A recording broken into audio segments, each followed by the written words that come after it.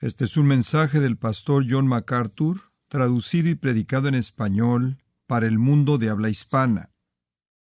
Ahora llegamos al estudio de la palabra de Dios en Mateo capítulo 24.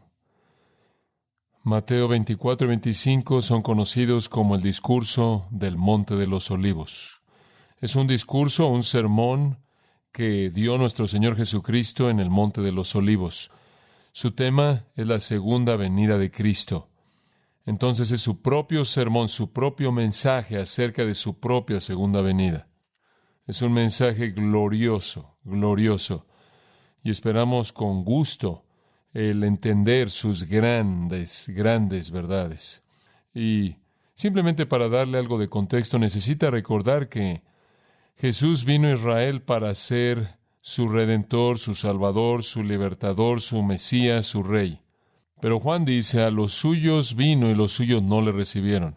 33 años después de que Él entró a este mundo, Él está a punto de salir. Él comenzó su ministerio al ofrecerse a sí mismo al pueblo de Israel y Él lo terminó al ser rechazado por ellos. Solo está unos 2 días antes de que Él sea ejecutado en una cruz por el pueblo mismo a quien Él vino a salvar y a gobernar. Ahora, si usted nos ha acompañado en nuestro estudio de Mateo, usted sabe que Él acaba de dar un pronunciamiento final de juicio contra Israel. Sus palabras están en el versículo 37 del capítulo 23. Oh Jerusalén, Jerusalén, tú que matas a los profetas y apedreas a los que te son enviados. ¿Cuántas veces quise reunirte como la gallina reúne a sus pequeños bajo sus alas y no quisisteis? He aquí, vuestra casa os es dejada desierta. Ese es el último discurso público que Jesús jamás dio al pueblo de Israel. Sus palabras finales para ellos son palabras de juicio. Él nunca predica otro sermón. En el capítulo 21, capítulo 22 y el capítulo 23, Él pronunció juicio sobre la nación de Israel, juicio sobre los líderes falsos y juicio sobre el pueblo que siguió sus engaños. Su juicio vino en forma de afirmaciones directas de juicio, vino en forma de parábolas de juicio, y finalmente en el capítulo 23, una denuncia literalmente sangrienta de los líderes falsos que desviaron al pueblo, y Él cierra al decir, vuestra casa os es dejada desierta. Un pronunciamiento de juicio. Pero ese pronunciamiento de juicio, lo que es muy interesante, es seguido en el versículo 39 por estas palabras, porque os digo que no me veréis hasta que digáis, bendito es el que viene en el nombre del Señor. Ahora, el que viene en el nombre del Señor es un título mesiánico. Y Él dice, no me volverán a ver hasta que venga como Mesías y Rey. Entonces, por un lado, Él pronuncia juicio. Por otro lado, Él dice, regresaré. Por un lado, Él dice, su casa les es dejada desierta. Por otro lado, Él dice, regresaré, por así decirlo, para restaurarlo otra vez. Ahora, esta conclusión en particular de su mensaje, sin duda alguna, llenó los corazones de sus discípulos de gran esperanza. Seguro, ellos oyeron que Él pronunció juicio, pero ellos también oyeron que Él vendría como el que establecería su reino. Ellos habían esperado esto todos los años que habían estado con Jesús. Y yo creo que en este momento mismo, al término del sermón en Mateo 23, los discípulos probablemente estaban en el punto alto de su experiencia con Jesús a lo largo de todos los 3 años de su ministerio. Lo oyeron decir que Él iba a traer juicio. Y también lo oyeron decir que Él iba a venir en el nombre del Señor, una verdad mesiánica. Y entonces pensaron que debido a la manera en la que entendieron los profetas del Antiguo Testamento, como vimos en nuestro último estudio, que esto había llegado a su clímax. Él iba a venir para traer juicio y ese juicio sería una limpieza y después inmediatamente sería seguida por su reino. Ellos creían que estaban al borde del reino mesiánico. De hecho, en Lucas capítulo 19, versículo 19, tenemos un versículo que realmente apoya esa idea. En Lucas 19, donde se escucha esto, conforme oyeron estas cosas, Él añadió y habló una parábola, porque Él estaba cerca de Jerusalén. Aquí es en donde está en camino a Jerusalén al principio de esta semana. Y dice que Él añadió esta parábola porque pensaron que el reino de Dios aparecería inmediatamente. Los discípulos, a partir del momento en el que Él se acercó a Jerusalén, pensaron que el reino aparecería inmediatamente. Y entonces estaban viviendo en esa expectativa. Y cuando la multitud arrojó esas ramas de palmera y esas prendas de ropa frente a él, conforme él entró ahí, montado sobre la asna, y gritaron, Hosana, bendito es el que viene en el nombre del Señor, Hosana, al Hijo de David. Pensaron que todo esto era parte de preparar al pueblo para el reino.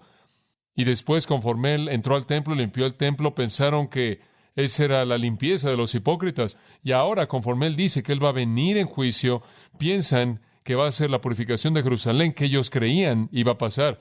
Y después, entonces él iba a venir en el nombre del Señor como su Mesías. Ven todo esto como sucediendo inmediatamente. De hecho, conforme dejan el templo en el capítulo 24, versículo 2, Jesús, viendo al templo, dice, no quedará una piedra sobre otra que no será derribada. Y él inclusive les dice que el templo mismo será destruido. Y eso encajaba en su enseñanza también, porque ellos recordaron que Ezequiel dijo que en el reino habría un templo nuevo. Y este templo, después de todo, fue construido ni siquiera por un judío, sino por Herodes, un idumeo. Y fue un templo que fue ocupado en la actualidad por hipócritas y religiosos falsos. Y entonces todo esto, en cierta manera, estaba uniéndose en su mente. El Mesías había alcanzado el momento cuando él iba a traer su reino. Y ellos no consideraron sus palabras acerca de morir, acerca de una semilla que cae en el piso, en el suelo y muere. Ellos ignoraron lo que él dijo acerca de que él sería entregado a los principales sacerdotes y los escribas para ser crucificado y para resucitar el tercer día. Y lo único que podían ver era el reino, el reino, el reino. Y ciertamente él ya había comenzado a limpiar el templo y ahora él lo iba a destruir. Él iba a juzgar a los impíos y purgar a la nación, y después él iba a venir en gloria plena como Rey de Reyes y Señor de Señores. Y ellos creían que era inminente en ese punto. Así es como ellos interpretaron los profetas. ¿Se acuerda que le dije la semana pasada la secuencia de su escatología o de su doctrina de los últimos días? Ellos creían, debido a la manera en la que estudiaron los profetas, ellos creían, y está revelado en la literatura de la época, literatura no bíblica, que primero habría un tiempo de gran tribulación. Probablemente pensaron que estaban en ella y habían estado ahí por mucho tiempo bajo la opresión romana y griega. Será seguida por la venida de un heraldo que anunciaría al Mesías. Ese era Juan el Bautista, hasta donde ellos sabían. Después el Mesías vendría y él vino. Después él limpiaría a las naciones impías. Después él limpiaría Jerusalén. Después él congregaría a los judíos dispersos de todo el mundo y establecería su reino. Bueno, ellos pensaban que todo esto iba de acuerdo con la agenda. Habían pasado por un tiempo de tribulación, el precursor había venido, el Mesías estaba ahí, él había comenzado con la limpieza de Jerusalén, sería seguido ciertamente por la destrucción de las naciones impías, la congregación de los judíos dispersos y el establecimiento del reino. Ellos pensaron que estaban en ese momento, el reino vendría. Como puede ver, ellos no tenían sentido alguno de un periodo largo de tiempo entre la primera y segunda venida. Ellos no tenían idea alguna de que Cristo vendría y después él se iría y regresaría, y habría un periodo largo de miles de años antes de que él regresara. Así no hablaron los profetas, solo hablaron de una venida del Mesías. No llenaron ese espacio grande que estaba a la mitad. Esa es la razón por la que el Nuevo Testamento llama es un misterio que fue escondido en el tiempo pasado. La época entera de la iglesia, como la conocemos, es algo que no fue revelado en el Antiguo Testamento. No se habla de eso ahí. Hay un espacio grande que no entendían. Permítame ilustrárselo al pedirle que tome su Biblia y vea Isaías 61. Y simplemente una ilustración va a mostrarle lo que quiero decir. En Isaías 61 tenemos un retrato del Mesías venidero. Y dice en el versículo 1, el Espíritu de Jehová, Dios está sobre mí. Es el Mesías hablando aquí, esperando su venida. Porque Jehová me ha ungido para predicar buenas nuevas a los humildes. Él me ha enviado a sanar a los quebrantados de corazón, a proclamar libertad a los cautivos, a abrir la cárcel de aquellos que están prisioneros, a proclamar el año aceptable del Señor y el día de venganza de nuestro Dios, para consolar a todos los que lloran, a designar a aquellos que lloran en Sión, a darles belleza en lugar de cenizas, el aceite de gozo por lloro, el atuendo de alabanza por el espíritu de pesadumbre, para que sean llamados árboles de justicia, las plantas del Señor, para que Él sea glorificado. Esa es una profecía maravillosa. Después del versículo 4 hasta el versículo 11, usted tiene más de esa profecía. Ahora observe lo que hay ahí. Primero Él viene a predicar en el versículo 1 y a libertar a los cautivos y demás. Y después a proclamar el año aceptable de Jehová. Ese es el año de la salvación del Señor. Después es seguido y el día de la venganza de nuestro Dios. En otras palabras, el profeta ve al Mesías viniendo, predicando el Evangelio y trayendo la venganza del día de Dios al mismo tiempo. Pero no es así. Y después, claro, eso es seguido inmediatamente por el reino, el cual es un tiempo de consuelo para los que lloran, un tiempo de belleza en lugar de cenizas, aceite de gozo en lugar de lloro, atuendo de alabanza por el espíritu de pesadumbre, y el plantar árboles de justicia y demás, y después, hasta el versículo 11, la tierra producirá, el huerto causará cosas que crezcan, que son sembradas para que florezcan, y en esa manera el Señor Dios causará que la justicia y la alabanza broten ante todas las naciones. En otras palabras, la obra mesiánica entera es vista en una unidad. Ahora vaya a Lucas 4 y permítame mostrarle algo. Lucas 4. Jesús en Nazaret, en la sinagoga, versículo 16, como era su costumbre, fue a la sinagoga el día de reposo y se puso de pie a leer, y se le dio el libro del profeta Isaías, y cuando él hubo abierto el libro, él encontró el lugar en donde estaba escrito, y él encontró Isaías 61:1 y en adelante. Y él leyó: el Espíritu del Señor está sobre mí, porque él me ungió para predicar el Evangelio a los pobres. Me envió a sanar a los quebrantados de corazón, a predicar liberación a los cautivos, a darle vista a los ciegos, a darle libertad a los que están quebrantados, a predicar el año aceptable del Señor. Y él cerró el libro. Ahora, espera un minuto. Él llegó a la mitad de Isaías 61:2. La siguiente línea es: y el día de la venganza de nuestro Dios. ¿Por qué no leyó esa parte? Porque eso es ¿qué? Futuro. Y aquí hubo una indicación de que lo que Isaías vio como un todo, Jesús lo cumpliría en dos partes separadas. Y esa es la razón por la que él cerró el libro después de predicar el año aceptable del Señor. La primera vez que el Salvador vino, él vino a predicar. La segunda vez que él venga, va a venir ¿a qué? A juzgar. Y entonces no fue sino hasta que los evangelios desarrollaron lo que comenzamos a ver como la distinción entre la primera y segunda venidas. Inclusive los discípulos, y ahora usted puede regresar a Mateo 24, inclusive los discípulos no percibieron su venida como una segunda venida. Ellos percibieron que él vendría únicamente en el sentido de venir en plenitud como Mesías, solo en el sentido de venir como el Rey plenamente ungido y gobernante y Señor de señores, únicamente en el sentido de venir a su reino en gloria. Y entonces piensan que todo va a suceder en un momento.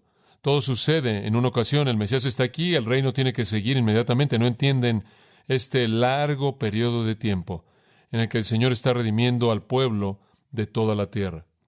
Y entonces hacen las preguntas en el versículo 3. Dinos, ¿cuándo serán estas cosas? E implícito en el cuándo es hoy o mañana, o la semana próxima, o qué tan rápido. ¿Y cuál será la señal de tu venida y del fin del siglo? ¿Cuál es la señal que estamos esperando? Digo, es como si estuvieran parados de puntas, esperando a que algo sucediera momentáneamente. Estaban tan emocionados.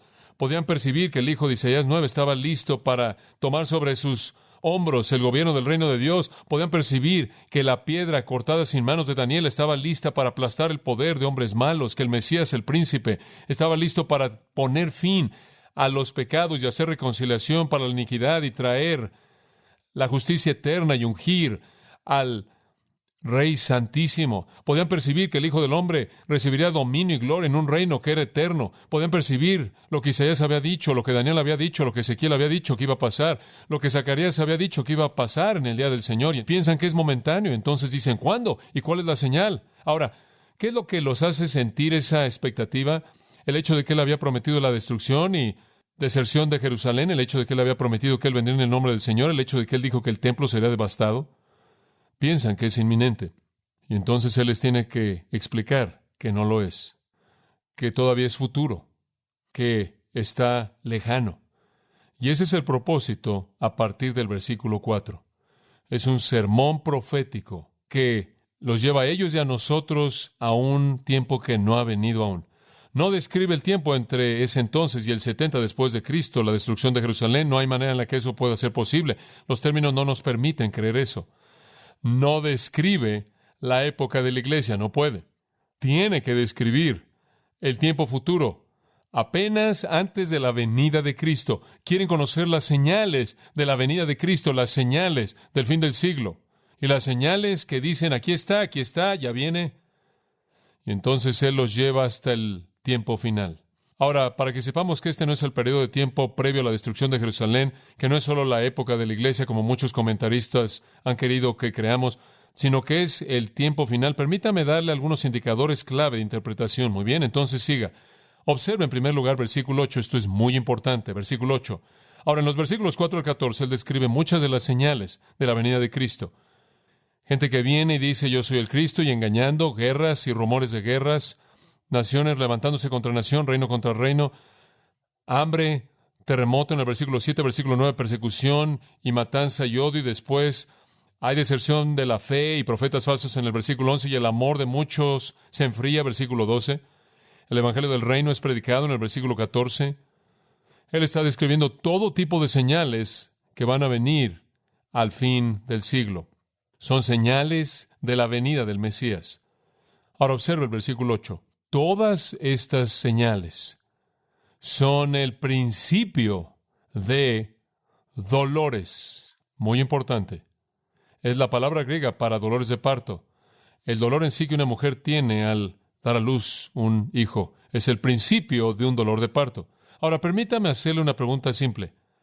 ¿Cuándo ocurre el dolor en el parto? ¿En la concepción? Eso es ridículo. Durante el embarazo, igual de ridículo. El dolor en el parto ocurre ¿cuándo? Apenas previo al nacimiento.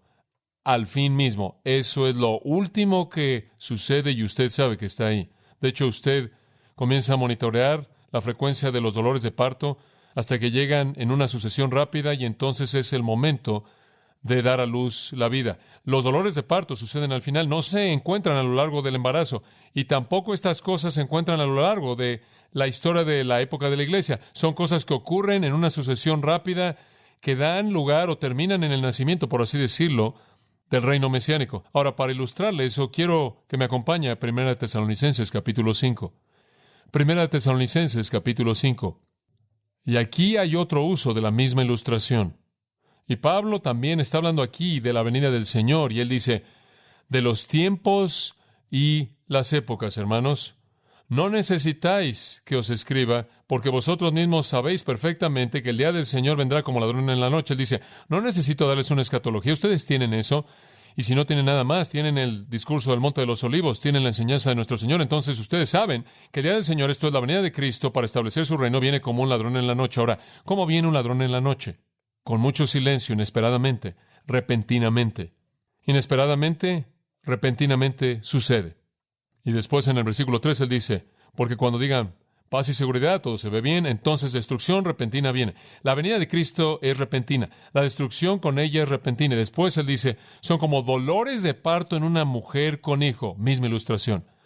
Cuando él quiere ilustrar algo que viene repentinamente y de manera devastadora, apenas antes del día del Señor, él usa la ilustración de los dolores de parto. Entonces esto es coherente con el uso que Jesús hizo. Los dolores de parto en la mente judía venían de manera repentina y con expectativa apenas antes del nacimiento. Y esa es la manera en la que la ilustración es usada en 1 Tesalonicenses, y así es la manera en la que la ilustración es usada en Mateo 24. Entonces, cuando dice que estos son el comienzo de los dolores de parto, esto nos tiene que colocar al final, así tiene que ser.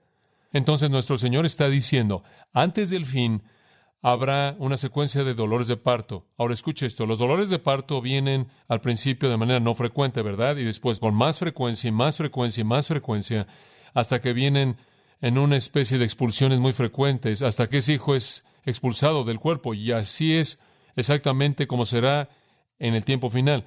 Vendrán dolores de parto, acontecimientos separados por la distancia y después menos distancia, menos distancia, menos distancia, hasta que finalmente, al llegar al momento de la venida de Cristo, habrá una explosión de holocaustos concurrentes, que son acontecimientos que se llevarán a cabo por toda la tierra. Entonces la frecuencia, la cronología de la frecuencia se vuelve condensada más y más y más y más y más hasta que finalmente el reino viene. Ahora, esa es la ilustración de nuestro Señor en el versículo 8. Entonces eso nos dice que Él está hablando del tiempo final, apenas antes del reino. Ahora, un segundo indicador, y uno que creo que es igualmente importante, se encuentra en el versículo 13. Versículo 13. Pero el que persevere hasta el final será salvo. ¿Cuál es el fin? Bueno, el fin es mencionado en el versículo 13 y el fin es mencionado en el versículo 6. El fin no es todavía, él dice. ¿De qué fin él está hablando? Usted regresa al versículo 3. El fin del siglo. Él está hablando del fin del siglo. Tiene que ser. Ese es su tema. Y entonces en el versículo 13, cuando él dice, el que persevere hasta el fin, ¿de qué fin está hablando él? El fin del siglo. Ahora, si esto tiene que ver con gente perseverando hasta el fin del siglo, Tiene que ser personas que están vivas al fin del siglo, ¿verdad? En otras palabras, las personas que enfrentan estos acontecimientos, que pasan por estos dolores de parto y perseveran hasta el fin de ellos y el fin del siglo serán salvos. Entonces tiene que estar hablando de personas entonces. No voy a perseverar hasta el fin, a menos de que esto suceda rápidamente y a menos de que, me imagino, pierda yo lo que entiendo del rato. Los discípulos no habían perseverado hasta el fin porque el fin no ha venido aún. El punto es que el fin del siglo es el fin del siglo. Y él está hablando de personas que están pasando por estas cosas y perseverando hasta el fin del siglo. Entonces él tiene que estar hablando de personas que están vivas en el fin del siglo, que pueden perseverar. Uno muy importante. Los problemas que vienen sobre personas, están viniendo sobre personas que están vivas en un tiempo en el que pueden perseverar hasta el fin del siglo. Observa el versículo 14, otro indicador. Dice, y el evangelio del reino será predicado en todo el mundo, para testimonio para todas las naciones, y entonces vendrá el fin. ¿Qué fin? El fin del siglo de nuevo. Y previo al fin del siglo va a haber una predicación mundial del evangelio. Ahora, eso no pudo haber sido verdad antes del 70 después de Cristo. No hay manera que fue así. No hubo predicación del evangelio alrededor del mundo antes del 70 después de Cristo, y ni siquiera es verdad en la actualidad. Hay muchos lugares en el mundo en donde el evangelio no está siendo predicado en absoluto y nunca ha sido predicado. Pero antes del fin será predicado en todo el mundo. Dice usted, ¿cómo es que esto va a pasar? No creo que esto, en cierta manera, está pasando a lo largo de la historia. Un poquito aquí, un poquito allá, un poquito, creo que antes del fin del siglo, dice aquí, de manera sobrenatural, instantánea, milagrosa, habrá un evangelismo mundial mediante medios sobrenaturales para que toda persona en la faz de la tierra, sobre la faz de la tierra, lo va a oír. Y voy a explicar eso en esta noche, voy a explicar cómo eso va a pasar y quién lo va a hacer. Pero eso es para esta noche. Pero el punto aquí es, antes del fin del siglo, va a haber una predicación mundial del evangelio. Eso nunca ha sucedido. Eso no es en la actualidad y eso no fue antes del 70 después de Cristo. Ahora hay otro indicador en el versículo 15. Observa el versículo 15. Cuando vosotros veáis la abominación desoladora de la que habló Daniel el profeta, ahí en el lugar santo, el que lea, entienda, entonces los que están en Judea huyan a los montes. En otras palabras, todo va a desatarse cuando ustedes vean la abominación desoladora de la que habló Daniel el profeta. Ahora, ¿qué es eso? Eso es fácil. Lo único que necesita hacer es ir a Daniel capítulo 9, y él dice en el versículo 27 que el anticristo va a hacer que el sacrificio y la oblación cese, y para la diseminación de las abominaciones, él va a traer desolación. Lo que él va a hacer es que el anticristo entra al templo en el tiempo futuro de tribulación, él profana el templo, él comete sacrilegio en el templo cuando los judíos hayan establecido su adoración, y dice que él lo va a hacer hasta la consumación, hasta el fin, y aquello que es determinado por Dios será derramado en el desolador, en otras palabras, juicio final. Él lo hace en el fin, en el día final del hombre, cuando Dios va a derramar juicio. Él lo hace, Daniel dice, en un tiempo cuando el príncipe va a venir para terminar la transgresión, terminar con el pecado, hacer reconciliación para la iniquidad y traer justicia eterna. En otras palabras, en Daniel 9, 24 al 27, el profeta dice, la abominación desoladora se lleva a cabo antes de que el príncipe establezca la justicia eterna, apenas antes del juicio final y la venganza. Entonces tiene que ser en el tiempo final. Entonces dice aquí, en el versículo 15 de Mateo 24, cuando vean la abominación desoladora, entonces ustedes saben que están viendo las señales del fin. Y Daniel nos dice que eso sucede apenas antes de que el Mesías establezca su reino y juzgue a los impíos. Entonces, de nuevo, otro indicador de que debemos estar viendo un tiempo futuro. Eso es exactamente lo que Daniel tenía en mente. Ahora observa el versículo 21. Y aquí hay otro indicador de que estamos viendo un tiempo futuro. Dice, en este tiempo habrá gran tribulación como nunca ha habido desde el principio del mundo hasta este tiempo, ni jamás habrá. Será el peor tiempo en la historia del mundo. El peor tiempo en la historia del mundo. ¿Y cuándo es el peor tiempo en la historia del mundo? Tiene que ser el tiempo final, ¿verdad? Tiene que ser. Tiene que ser el tiempo cuando la venganza de Dios se desate. Daniel habla estas mismas palabras en el capítulo 2. Él dice, en ese tiempo, ¿cuándo? El tiempo del fin. De manera muy clara, el tiempo del fin, si usted lo compara con el capítulo 11, él tiene al anticristo en el capítulo 11. Después viene Miguel en el versículo 1 del 12, se pone de pie, y habrá un tiempo de tribulación como jamás ha habido desde que hubo una nación hasta esa época. Y son palabras parecidas a las palabras de nuestro Señor. El peor tiempo de problemas en la historia del mundo, seguido inmediatamente por la resurrección para vida eterna y la resurrección para vergüenza y menosprecio eterno. Entonces es el tiempo previo a la resurrección final, el tiempo previo al juicio final, la venganza final, el establecimiento final del reino de Dios.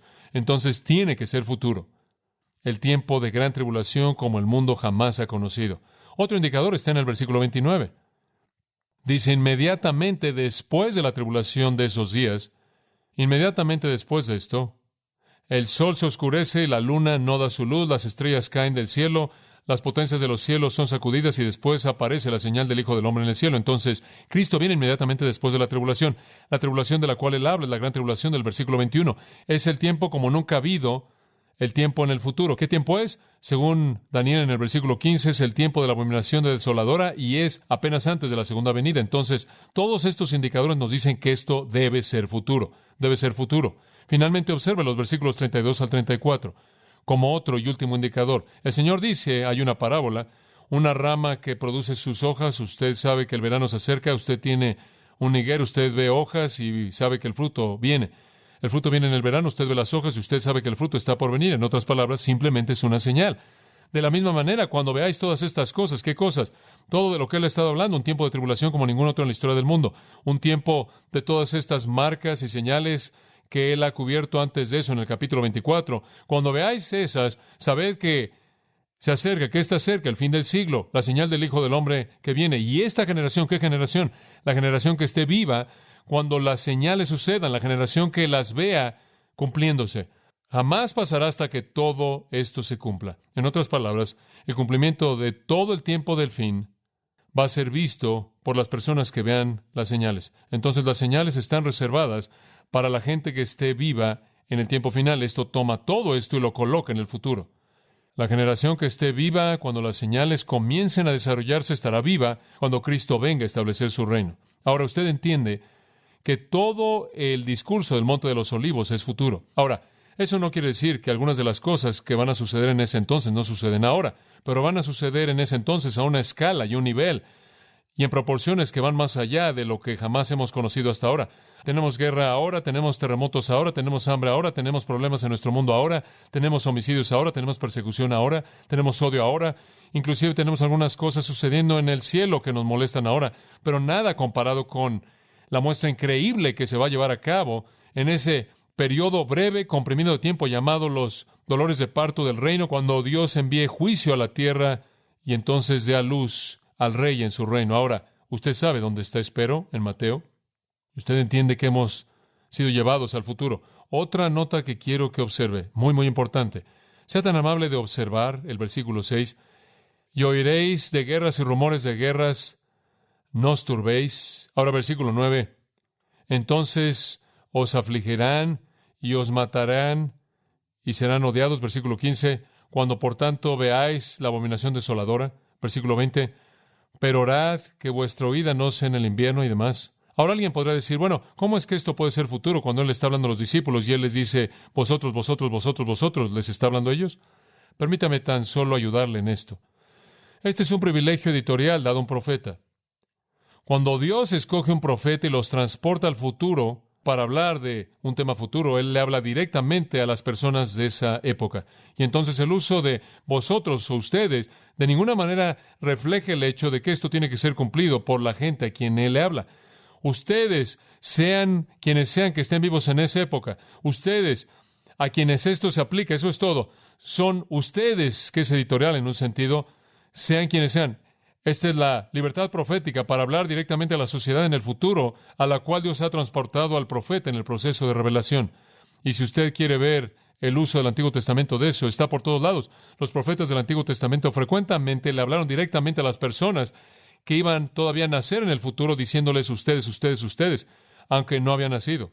Por ejemplo, observe Isaías 33, 17, 24, Isaías 66, 10 al 14, Zacarías 9, 9, Zacarías 3, 17 al 20, y más, y más, y más.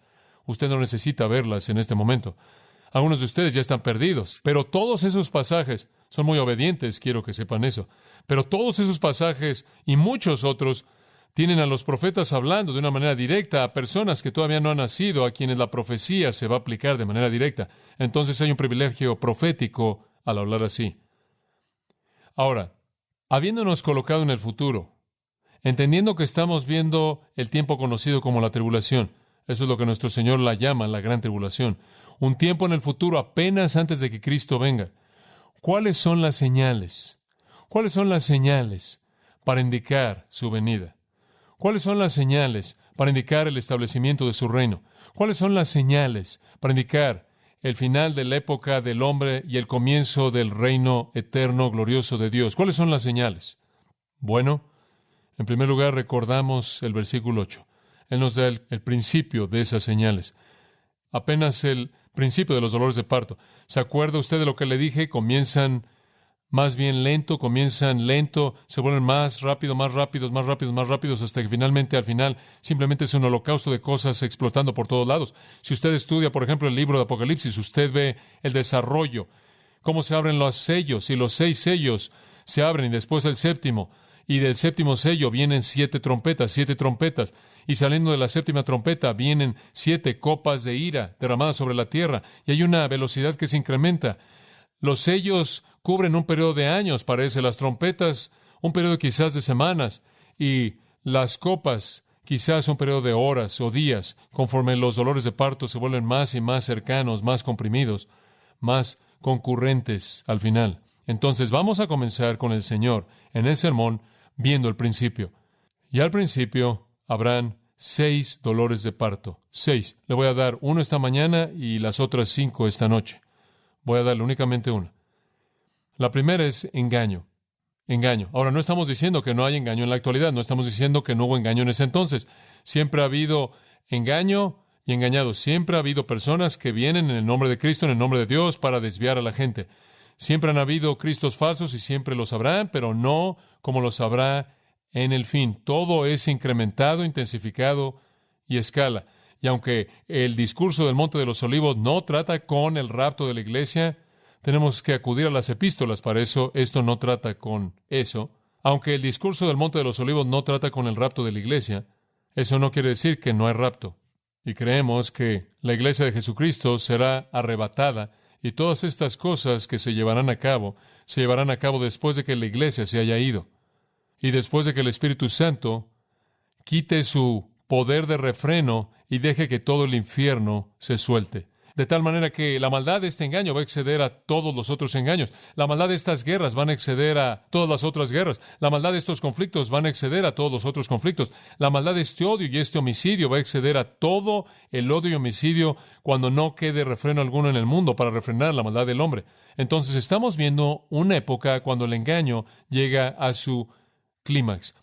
Y esa es la primera marca, la primera señal del principio de dolores. Y Jesús le respondió, versículo 4, y les dijo, guardaos, literalmente, blépete, o mirad, mantengan sus ojos abiertos, que nadie os engañe. No sean engañados, van a haber personas en ese periodo de tiempo que están buscando respuestas, el mundo va a comenzar a desintegrarse, la maldad va a desbordarse, la maldad se va a desbordar de manera absoluta. De hecho, inclusive nos dice en el versículo 12, porque la impiedad abundará. Piensa que está mal ahora, ni siquiera puede concebir cómo será en ese entonces, cuando todo el infierno se desata en la tierra y la iglesia ya no esté, y el que refrena no esté aquí. Y entonces él dice, mirad, debido al engaño, no dejen que nadie los engañe. Y aquí hay un mundo que simplemente se está desintegrando, aquí hay un mundo que se está desmoronando, aquí hay un mundo en donde el afecto natural ya se acabó, de acuerdo a lo que Pablo le dice a Timoteo, un mundo en donde todas las relaciones sociales se han desmoronado, un mundo que está en caos económico, un mundo que está viviendo en un pecado desenfrenado y todo comienza a desmoronarse, todo comienza a colapsarse y ese mundo está buscando líderes y ese mundo está buscando a Mesías y a Salvadores y a Libertadores y tan pronto como comienzan a clamar por ese tipo de líderes, van a haber Mesías falsos por todos lados que se van a ofrecer como la solución. Y dice en el versículo 5, muchos, lo ve ahí, muchos vendrán en mi nombre diciendo yo soy el Cristo.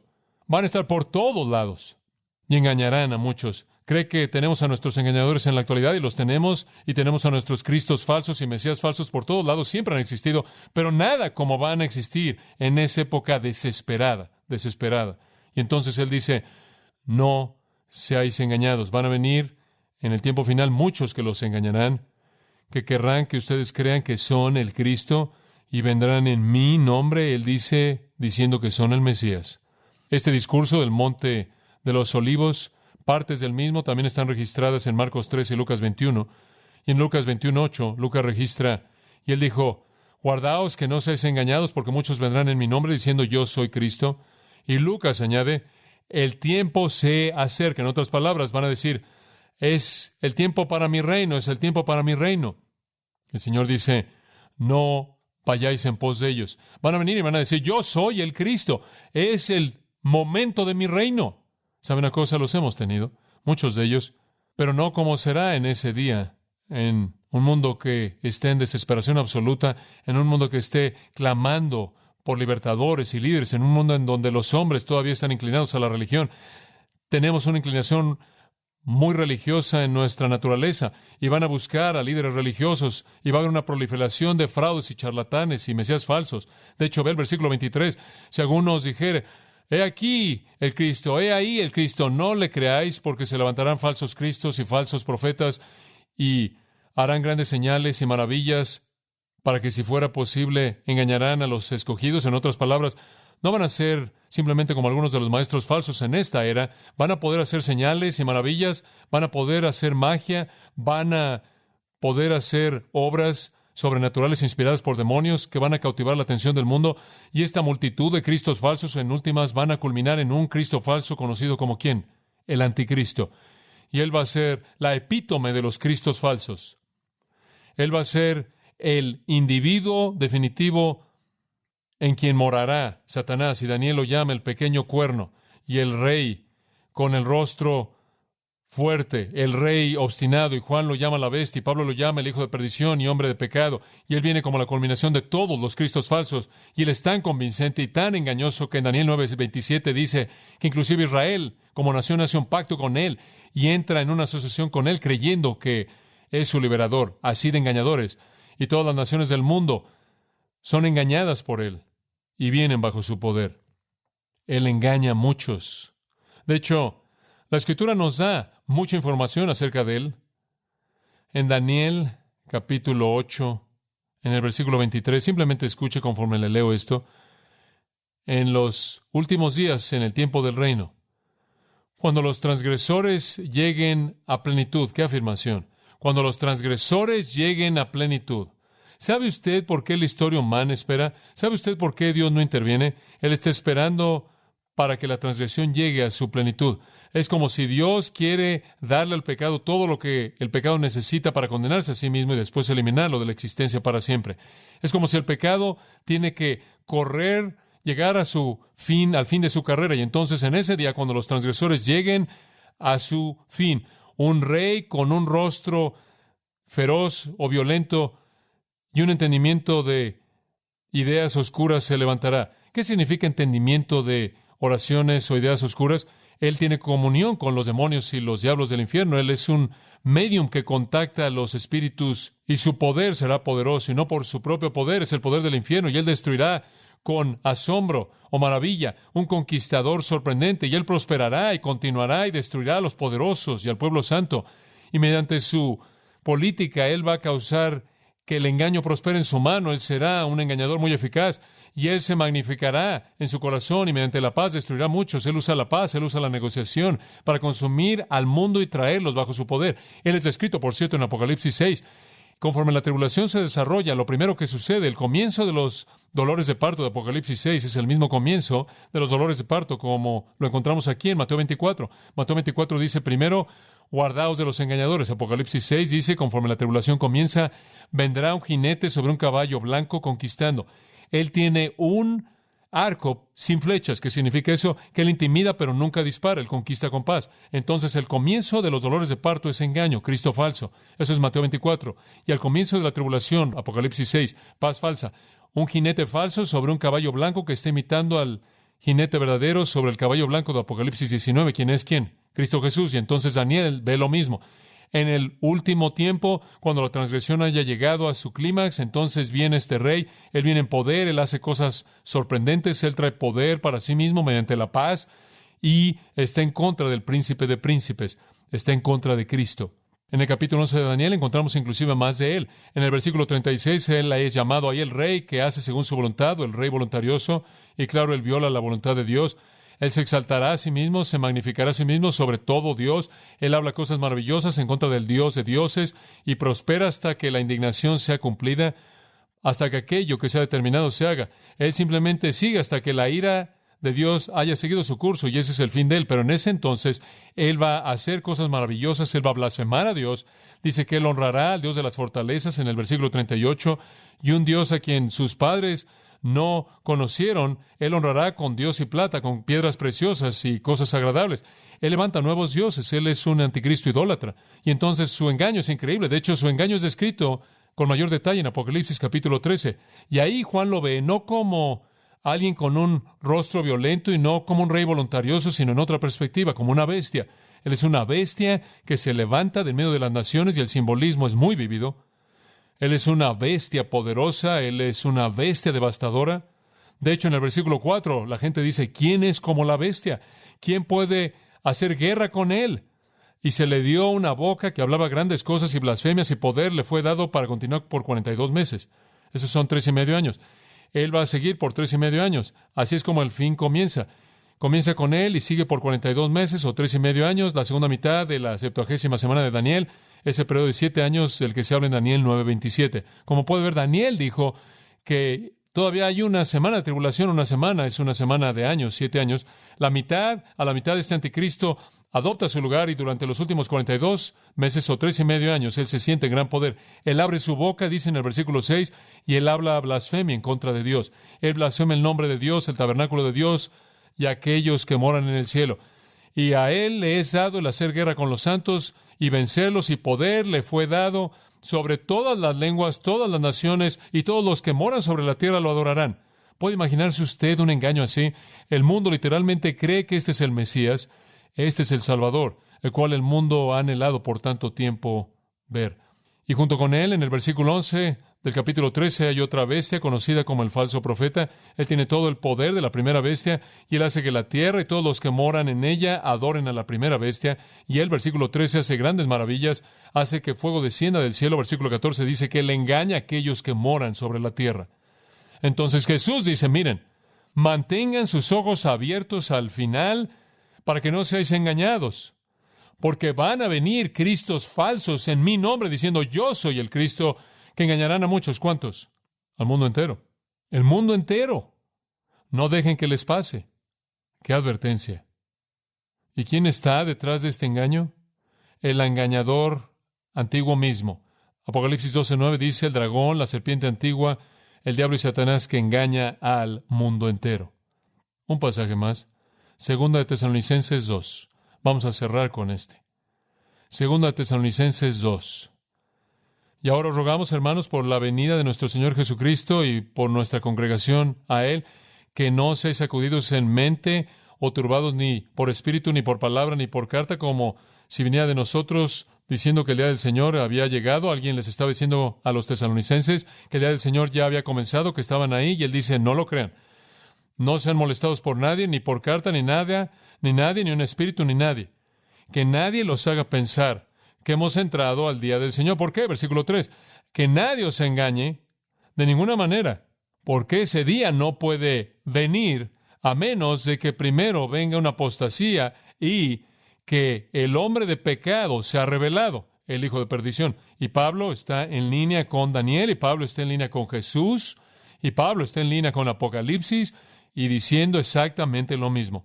Antes de la venida del Señor, se llevará a cabo la revelación de este hombre de pecado, el hijo de perdición, el rey voluntarioso, el rey con el rostro violento, la bestia que engaña al mundo.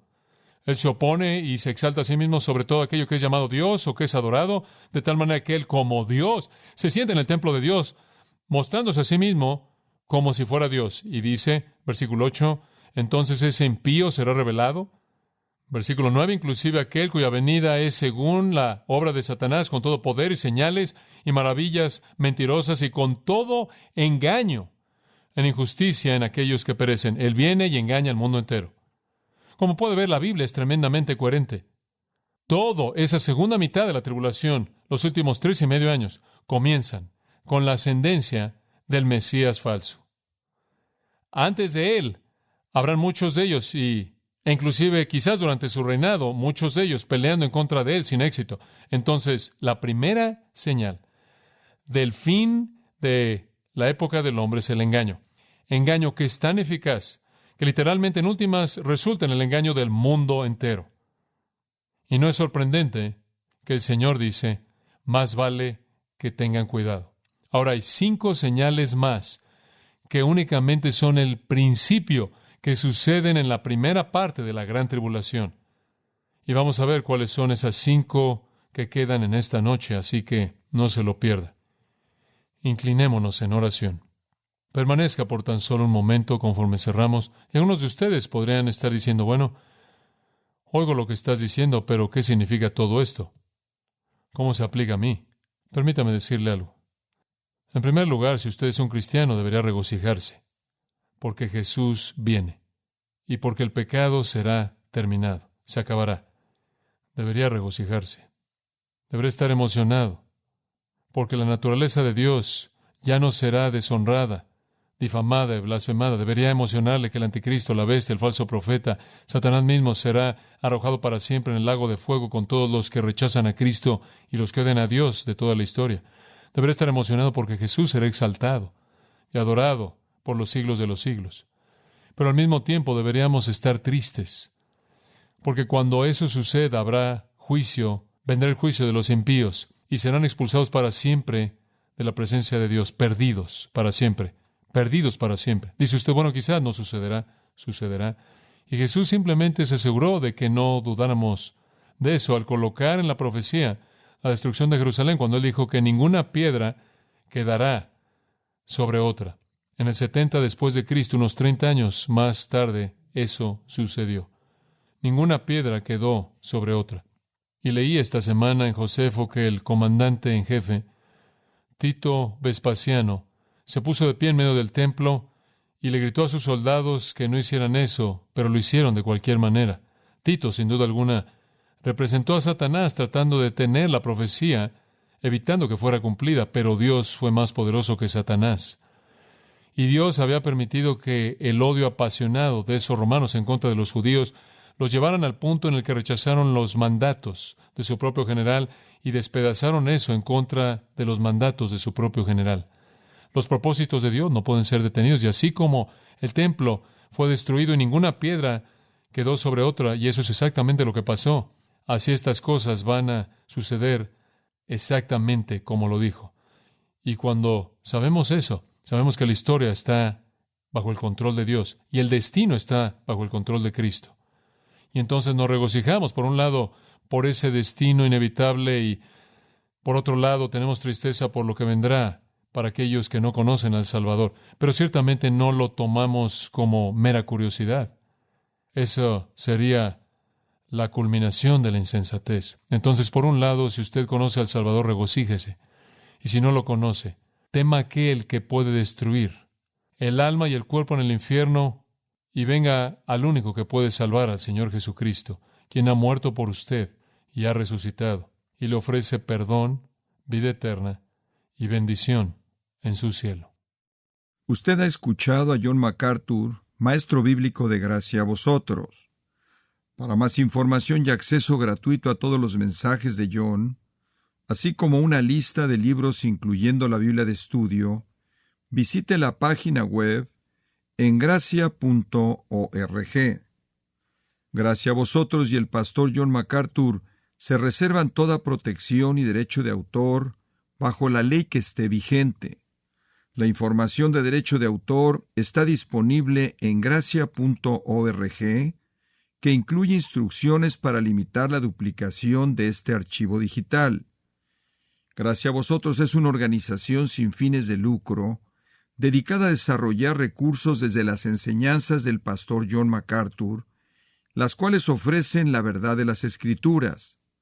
Por otra parte, su apoyo en oración y sus donaciones al ministerio nos ayudan a lograr este propósito para equipar a miles de personas de habla hispana. Si desea hacer una donación o ofrenda, puede hacerlo utilizando su tarjeta Visa, Mastercard, Discovery o American Express, ingresando a gracia.org, y si vive en Estados Unidos o Puerto Rico, también puede llamarnos al 1-866-5-GRACIA, esto es 1-866-547-2247.